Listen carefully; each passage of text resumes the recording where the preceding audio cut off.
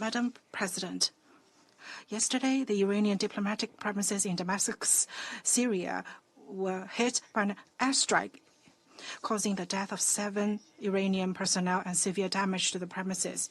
This is a grave violation of the UN Charter and international law, and a breach of the sovereignty of both Syria and Iran. This attack is of an extremely vicious nature. China strongly condemns this attack. 25 years ago, China's embassy in Yugoslavia was bombed by a US-led NATO airstrike, resulting in personnel casualties and damage to the embassy. We feel the grief and pain of the Iranian government and people and express our deepest sympathy and condolences to the Iranian government and people.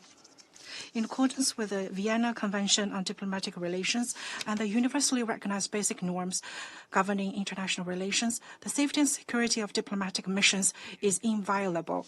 To allow impunity for such reckless acts that lack any baseline would send a seriously wrong signal and would encourage even more risky acts. We take note of the solemn protests and condemnations against Israel raised by Iran, Syria, and other Arab countries. We hope that Israel will respond to them.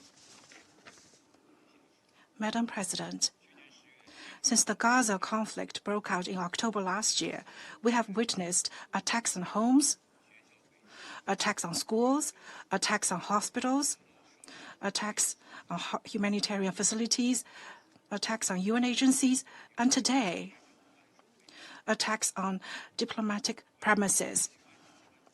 The red line of international law and the basic norms of international relations has been breached time and again, and the moral bottom line of human conscience has been crushed time and again. Such a situation and such a tragedy must stop immediately.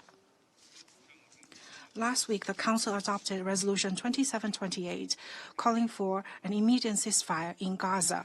We strongly call on the international community to work together to ensure that this resolution is implemented so that the Muslim community will not have to celebrate the month of Ramadan in the midst of gunfire.